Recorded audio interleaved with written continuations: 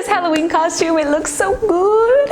I'm so happy with how this turned out. Hey, I'm Janelle and this is toDIYfor, and if you are here, you probably want to go out as a Squid Game character for Halloween. Either that or you're already subscribed to my channel. Thank you if you are. If you're not, please subscribe. I do new DIYs every single week, and around this time of the year, I always do Halloween costumes. It's actually one of my favorite times of the year to do DIYs. I get really creative, I have a lot of fun with these, and usually make them themed for like popularity of the year. So up until like 2 weeks ago, I had no idea what I was going to do. And then Squid Game happened, saved my life because everyone was watching this show, literally the most watched show in Netflix history, and everyone wants to be this for Halloween. And I don't really blame you because, I mean, it's cozy, it's sweatpants, it's a baggy shirt, and it's really easy to DIY. The thrift store going to be your best friend with this DIY. So I'm gonna show you how I put this together, some tips maybe for if you are trying to thrift this costume, and over the next couple of weeks,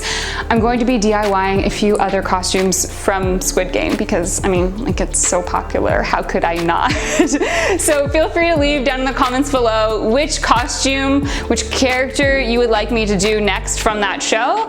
And of course, browse everywhere else on my channel. I have a ton of Halloween costumes that I've done over the last like 5 or so years, so you can check those out there. Let's get into this. So ideally you want to find a tracksuit that is that greenish blue kind of color that they have in the show. I didn't quite find that. I found this, and I think it works great instead because it's a similar color, but these two pieces match as if they are a set. I would say really pay attention to that because that's going to sell this whole outfit as a matching set. Make sure that your top is a zip up with a collar, and then your bottoms, nice loose sweatpants. Look in the men's section, look in sizes that are larger than you would normally wear. It's okay if it's baggy, it'll give you more options as well. Make sure you grab a plain white tee, and then we're going to get our numbers on here. So you can pick any number of character that you want to be. And I did not have a stencil. Ideally, a stencil would be great for this. I hand drew that on some paper, and then I've put this in between the t-shirt.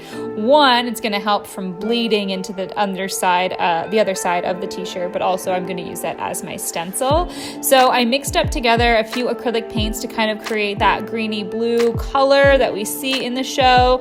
And you also can add in some fabric paint. That will just help create it to be like a little less crusty. I mean, at the end of the day, it is still a Halloween costume. And you're gonna wanna paint out the sleeves as well and just follow the shoulder seam for that.